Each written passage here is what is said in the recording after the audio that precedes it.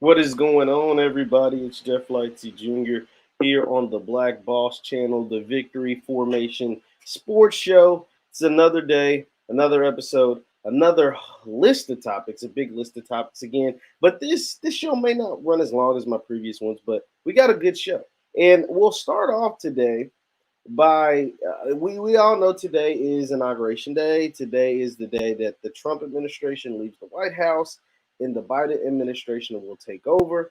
We know all of this stuff is going on, and we saw a big number of pardons. I know I talk about a lot of sports, but I want to talk about some of these pardons before we get into Deion Sanders, Kyrie Irving, and Karl Malone. By the way, which Karl Malone, whatever your feelings about Karl Malone, I'll tell you how you probably should feel. But the one of the pardons that Trump is making is Kodak Black, and I think it's so interesting to see. I tweeted out a list of pardons that Trump is having. I thought it's really interesting. Kwame Kilpatrick, Kodak Black, Harry O, Little Wayne. Those are some really interesting names to see the President Trump pardon those guys. And part of my thinking is like, will President Trump go back into like being well respected within a lot of like hip hop cultures and a lot of the black community now that he's pardoned a lot of these figures that a lot of people hold in high regard? It's just something to think about. I mean, think about it. Lil Wayne is a hip hop legend. Harry O is someone who, a lot of hip hop people are into. Snoop Dogg has come out and now give President Trump praise, and he's been cursing him out, or he was cursing him out for the duration of his term, right? The duration of his presidency. And now he's giving him praise because he let his friend out of jail after, I think it was 32 years Harry O was in jail. So I just think that's interesting. It's something to look out for. Don't be surprised if you see President Trump being mentioned in a lot of hip hop songs and a lot of pop culture stuff geared towards the black community in years to come, simply because he's now befriended some of these guys. And one of those guys he might have befriended, and it might be a surprise, and this is where it all ties back to sports, is Lamar Jackson.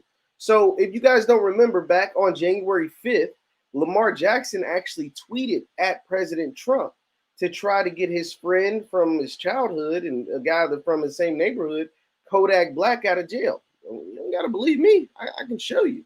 He actually tweeted the president back on January 5th. We're going to go to Lamar Jackson's official Twitter page. This is Lamar. You see the blue check up here. Let me make my screen full. That way we have no reason not to believe that this is Lamar Jackson.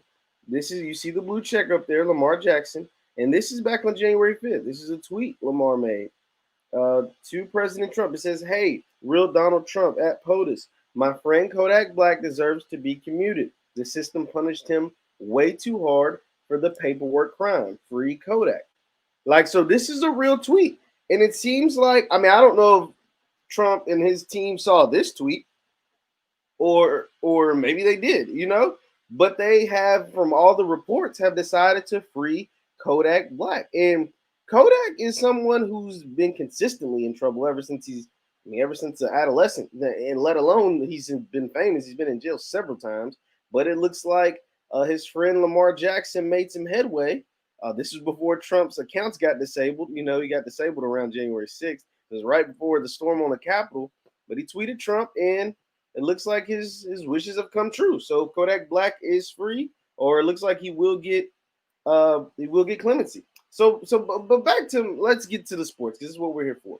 So we're talking today. I want to start off talking about moving on. I want to talk about Deion Sanders, Primetime.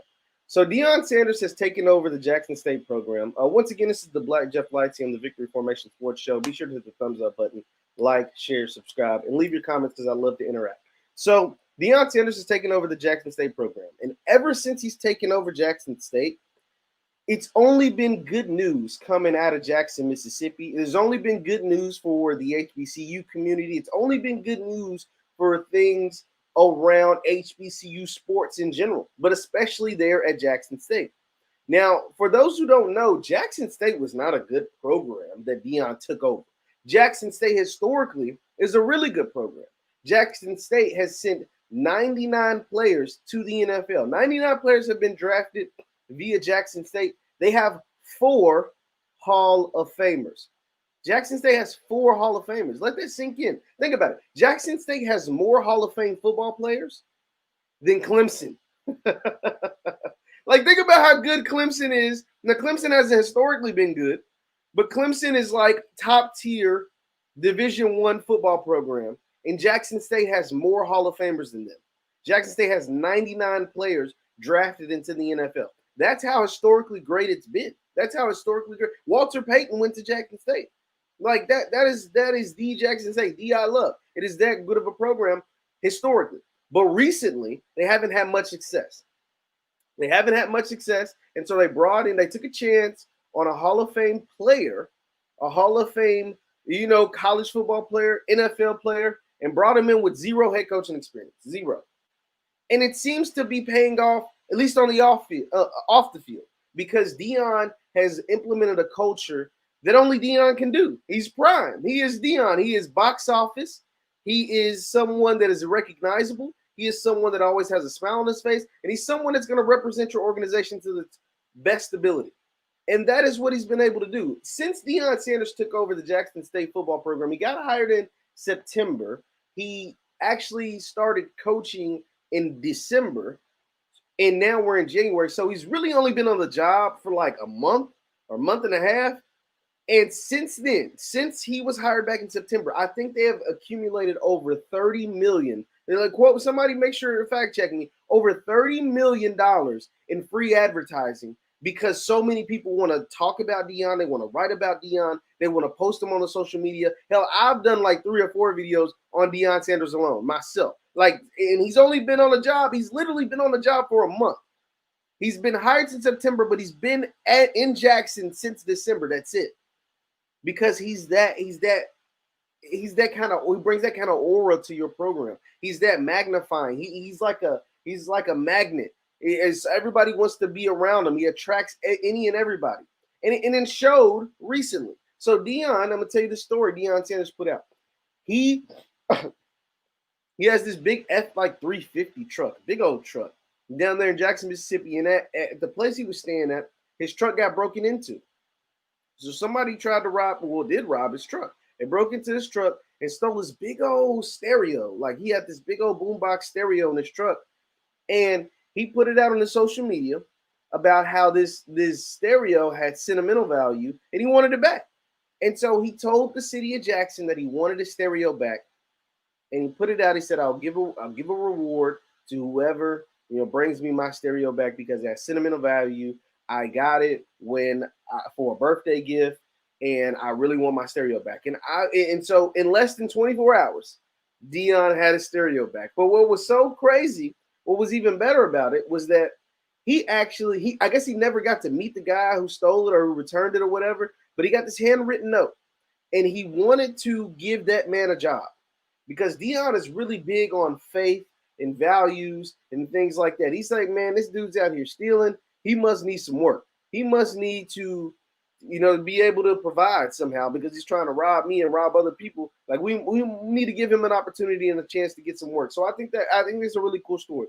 But what Dion is doing, and not just Dion, but the emergence of what took place, I call it the Black Awakening of 2020, and what Dion has been able to do with Jackson State, it is creating a buzz around the HBCUs. I don't know, you guys, leave your thoughts in the comments in the chat.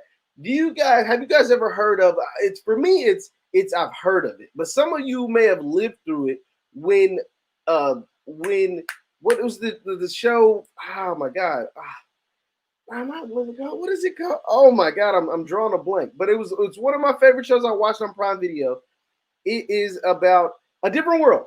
A different world created a buzz around HBCUs. Leave your thoughts in the chat. Yes or no if you remember a different world having a buzz around HBCUs and what it did for the enrollments, for what it did for HBCUs nationally, the people that actually went to HBCUs because they watched a different world. Yes, so I'm getting some yeses.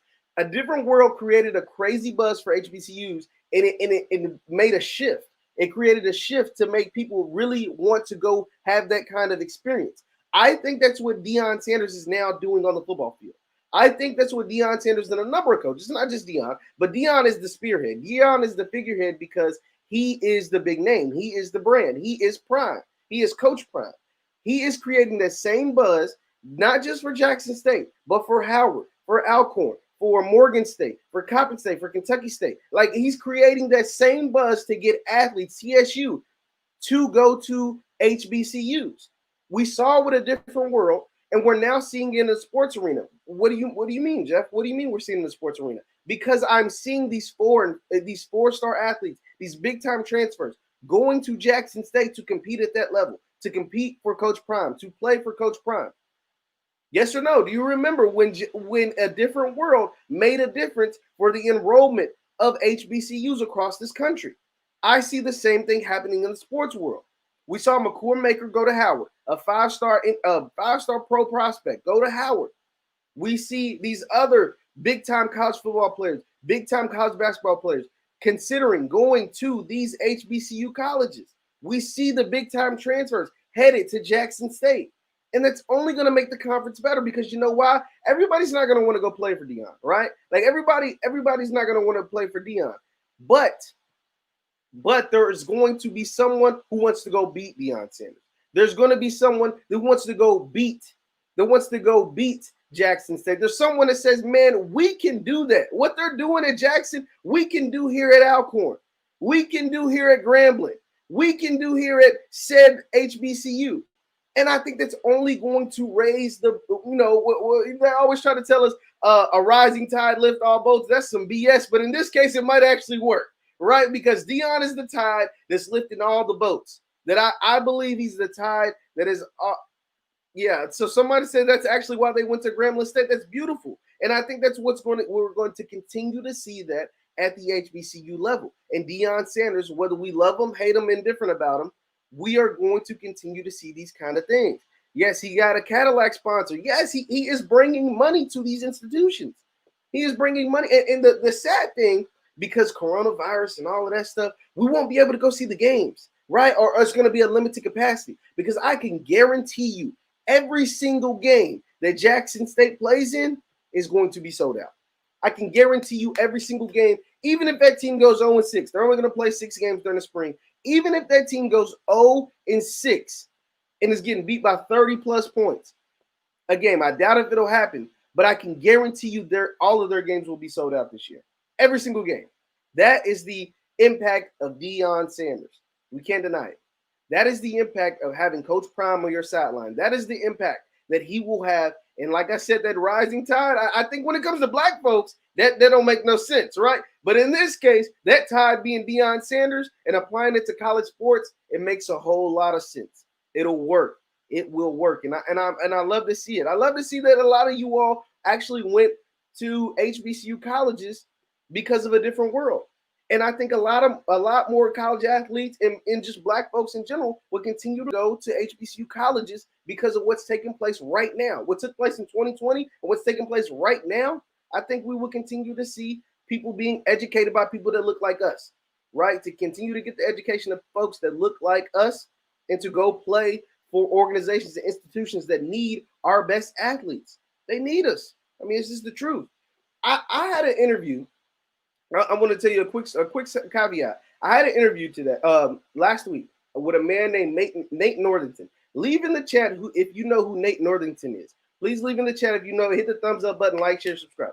Leave in the chat if you know who Mr. Nate Northington is, because I did an interview recently for my job with Nate Northington. So for those of you who may not know who Nate Northington is a man from Louisville, Kentucky. That's where I'm from, 502 Louisville, Kentucky. He was the first black player, any sport, to play in the SEC. Mr. Nate Northington was the first black athlete, the very first one to play in the SEC. He signed to the University of Kentucky to play football back in 1965. Mr. Nate Northington signed to play football at the University of Kentucky in 1965. I'm going to tell you this quick story because it's very long, but it's very interesting. And it goes back to Deion Sanders and the HBCUs. So when Nate Northington signed with the University of Kentucky back in 1965, the SEC did not want black players in their conference. Just imagine that. The best conference, especially in football, did not want black players in their conference. But integration was taking place. You had Martin Luther King. Yeah, you had a bunch of civil rights movements. You had a bunch, and it's timely because it's right around Martin Luther King Day. We have Inauguration Day, if that means anything to you. But all of this ties in back to Dion. I swear to God, I'm gonna get back to it. So anyway, Nate Northington, the SEC finally wanted to integrate because they were like the last conference to integrate because it's in the deep South. We're talking Mississippi, we're talking Georgia, we're talking Alabama. So they finally were decided to integrate. They integrate and they pull a kid from Louisville, Kentucky. They wanted UK, the University of Kentucky, to integrate first because they were the furthest north school in the SEC. Alabama, Mississippi, Georgia, they weren't integrating first. Hell no, they wasn't doing that. So they decided to make Kentucky the first school, and then everybody else would follow, right? They didn't follow. Actually, this happened in 1965. They didn't follow to the 70s, by the way, but that is what it is. So Nate Northington, when he signed with the University of Kentucky in 1965, he told me to my face, he said that was the beginning, basically the beginning of the end of big-time college athletes going to HBCUs. It was the beginning of the end of big-time college athletes from the South, going to HBCUs. Why? Because the SEC infiltrated the talent that was in the South. Think about all the football talent that's in Georgia, Louisiana, Florida. When Alabama, Ole Miss, Georgia, University of Florida, Florida State, all of those schools decided to let black players at their schools, they weren't going to Grambling anymore. They weren't going to Southern University. They weren't going to Jackson State. They weren't going to, Florida A&M. Like they decided because now the SEC was taking those players. See, those players back in the day, like the Jim Browns, they had to go up north. They had to go to Syracuse if they wanted to play for a Power Five or for a ACC or big whatever conference. The conference realignment happened so much since then. But they had to go up north to play what they would consider major college football. That's how a school like Jackson State has 4 Hall of Famers, more than Clemson, because Clemson wasn't having black players. Clemson didn't have black players to the 70s. SEC schools didn't have black players to the 70s, essentially. Nate Northington was the first to sign in 65. And a lot of those schools, Ole Miss, Alabama, they didn't take players into the 70s. To the 70s. And that forever changed HBCU sports. Once the SEC adapted and allowed black players to come to their schools, the HBCUs were never the same. They were never the same. They couldn't compete because the SEC schools had these big time boosters and all this money and all this crazy stuff, but whatever. So back to Dion. So what am I saying? So since 1965, HBCUs have been playing handicapped. They've been playing handicapped. Because a lot of people, for whatever reason, feel like white institutions are better than HBCUs. A lot of people, for whatever reason, feel like white football, playing with white boys or playing with Power 5 conferences makes you better, makes you a better player. It's not true. And so what Dion is trying to do is Jerry Rice actually went to Mississippi Valley State. Didn't go to Alcorn. I didn't know that. That caught me off guard. But anyway, so what Dion is trying to do is level the playing field. Deion Sanders says, man, we have to upgrade our facilities.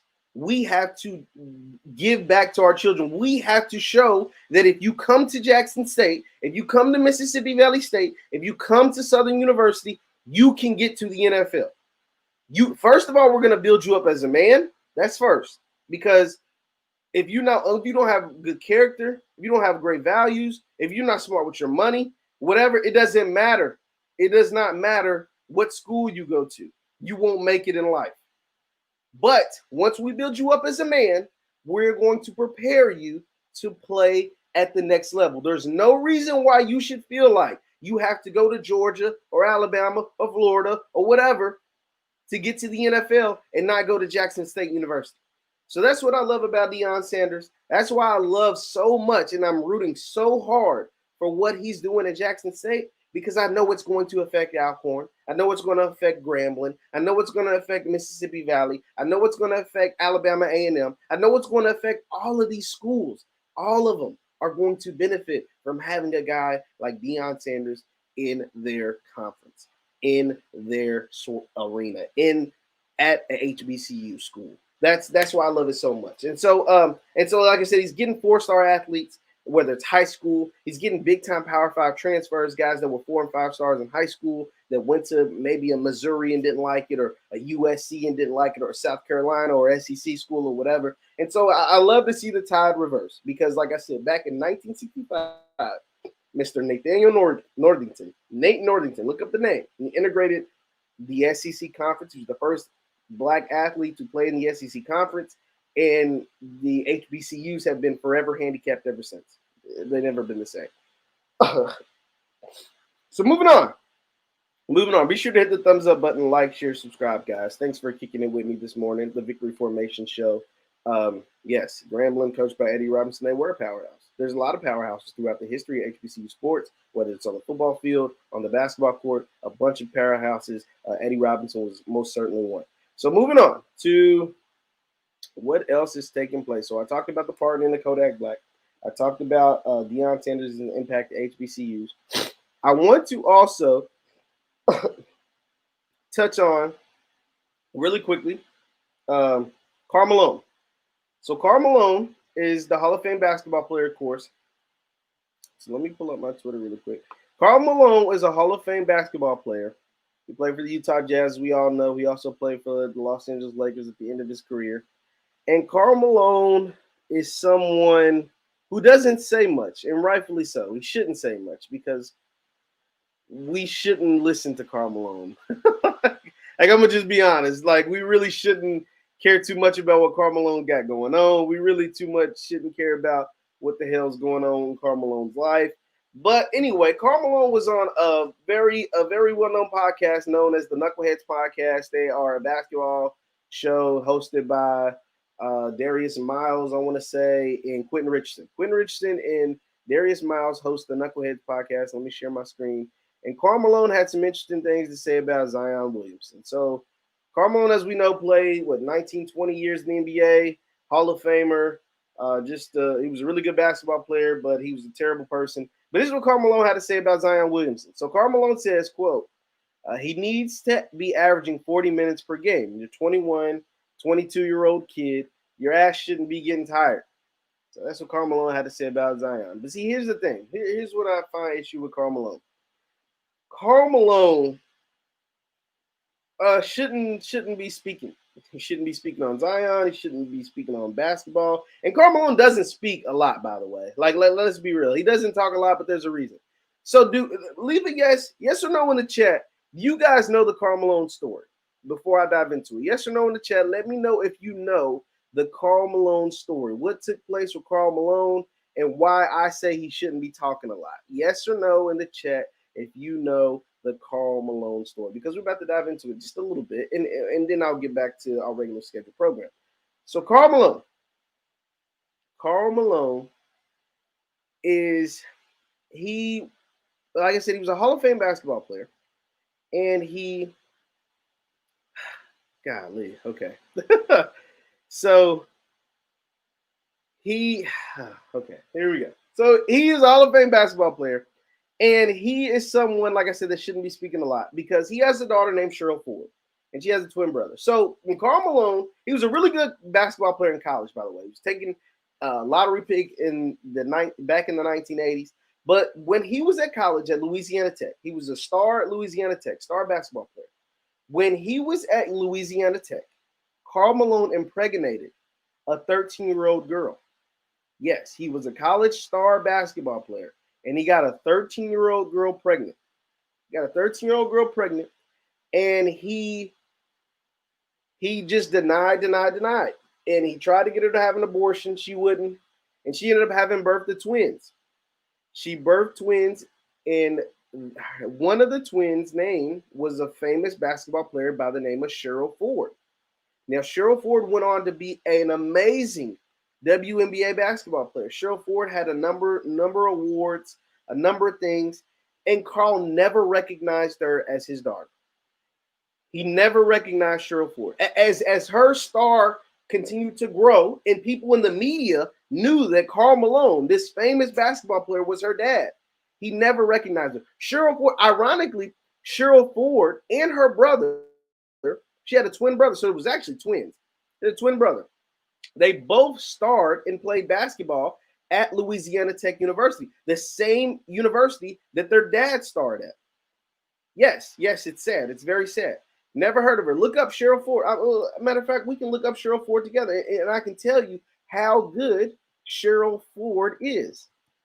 Like both her and her brother starred at Louisiana Tech University. Cheryl Ford played 11 years in the WNBA. Cheryl Ford was the number 3 overall pick. She was the number 3 overall pick. Cheryl Ford is a 4-time WNBA All-Star, All-Star Game MVP, a 3-time WNBA champion, WNBA Rookie of the Year in 2003. Cheryl Ford is that good. She's that good. She was the number 3 overall pick in the 2003 draft. Yeah, Cheryl Ford's tough, y'all. Cheryl Ford is that good. And that was Karl Malone's daughter. And he knows it's his daughter. He knows it's his daughter. But he's always failed to recognize her. So anyway, yes, he impregnated a 13-year-old and tried to get her to have an abortion. She didn't. And she had twins. And one of them turned out to be a really good basketball player. And they ironically, her and her brother both played college basketball at Louisiana Tech, the same school that their dad played at and was really good at. So Karl Malone normally stays quiet and normally just goes about his day farming or doing whatever he does. But yeah, a lot of people saying they didn't know that. They didn't know that about Karl Malone. Yeah, Karl Malone was essentially a scumbag. And so another story about Karl Malone that came out more recently was about Karl Malone and pushing up on Vanessa Bryant, Kobe Bryant's wife. Yeah, do you guys yes or no in the chat if you know about Karl Malone and his attempts at messing with Vanessa Bryant? Yes or no in the chat. Let me know, and then I'll tell that story really quick, and we can leave Karl Malone and move on about some more basketball stuff. But really quick, so Karl Malone, when he played for the Lakers, he only played for the Lakers for a short amount of time. When he was in LA, he basically sent sexually insinuating text messages to Vanessa Bryant, Kobe Bryant's wife.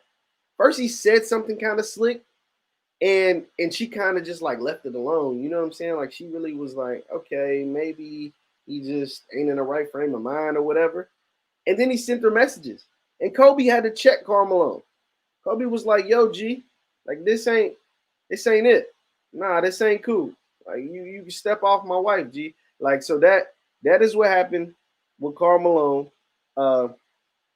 So yeah, so Karl Malone and had the thing with Vanessa Bryant, tried to step to Vanessa Bryant, and then obviously he had his own issues with his daughter, Cheryl Ford. So yeah, Karl Malone is a sick man. Let's just leave it like that. So moving on. Once again, you're watching the Victory Formation sports show. Be sure to hit the thumbs up button, like, share, subscribe. So the Brooklyn Nets will play tonight against the Cleveland Cavaliers, and Kyrie Irving is set to return to the lineup.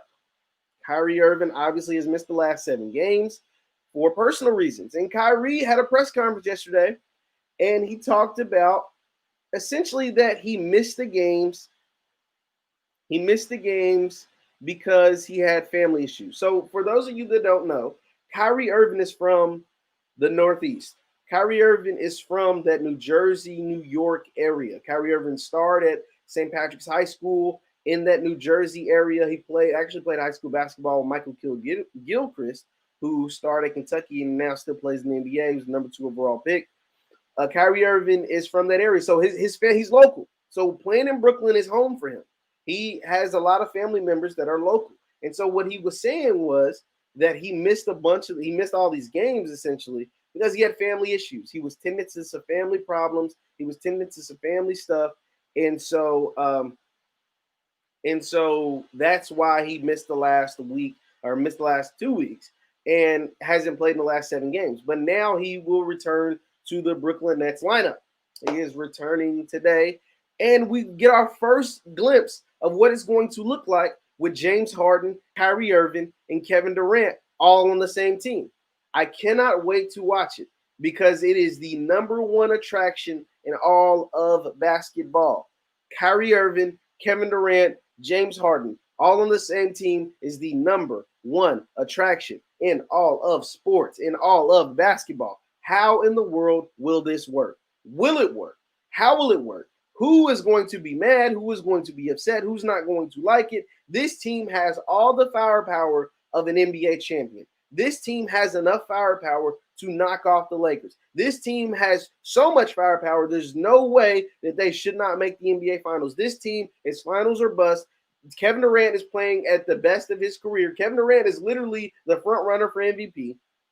James Harden has come back. He shed his water weight or whatever it was and has gotten 30-point triple-doubles. Has gotten 30 points in his first 2 games as the Brooklyn Net, and it's going to be interesting to see how it works in Brooklyn. I cannot wait to watch it. But Kyrie Irving, so let's dive into some of the comments that Kyrie Irving said during his press conference. Like I said, once again, Victory Formation Sports Show. Hit the like, share, subscribe. So Kyrie Irving says that he had to take care of family issues. And there's nothing wrong with taking care of family issues. Don't get me wrong. I'm someone who's had my fair share of family problems and issues that we had to resolve. And sometimes you need to step away from whether that's work or relationship or whatever to solve those issues, to get everything squared away. And so there's nothing wrong with Kyrie Irving taking a step away from basketball to handle that. Where Kyrie Irving went wrong was to not tell his employer, was to not tell anyone what was going on, to just no call, no show. That is where things went wrong. That is the issue that I had. A lot of people was bashing me and was bashing other folks in the media because they were like, Jeff, how can you be so mad? Kyrie Irving is doing all this social justice stuff and he's making things happen and yada, yada, yada. And I'm like, no, that's amazing. Continue to do what you're doing, Kyrie. Like, I love what you're doing. The problem that I have is you have to tell someone. You can't just leave. You can't just pack up your stuff and go and people calling you and you not answer. Like that is a problem when they're paying you millions upon millions of dollars to show up and play basketball. You can't just not show up to work. Like you still have to, you have an obligation to the Brooklyn Nets, to your teammates to show up to work. And if you're not going to show up, at least tell them why you're not there. At least tell them why you're not there. You can't just not show up and be mad at the world because nobody knows where the hell you at. Like, I mean, it's that simple. It's a simple solution. It's a simple fix. But I am interested to see how this chemistry works. Someone says, Rob says Kyrie has a history of disrupting team chemistry. See, I don't know if I want to go that far. I don't know if I want to say Kyrie Irving has a history of disrupting team chemistry as much as there is facts behind some of his teams have played better when he was gone as opposed to him being there. And another example is the Brooklyn Nets this year. Now, they did just get James Harden, so you're going to win a lot of games when you have Kevin Durant and James Harden on the floor at the same time. But Brooklyn last year, statistically, played better when he was off the court. Boston 2 years ago, statistically, like these are facts. Like let's separate the facts from opinion. I have a lot of opinions, but these are facts. Boston statistically played better when Kyrie Irving was off the court. They went to the Eastern Conference Finals with Kyrie Irving on the bench. I mean, that's just facts. Like it has nothing to do with me, my love or hate of Kyrie Irving. Statistically, they played better. Brooklyn last year statistically played better.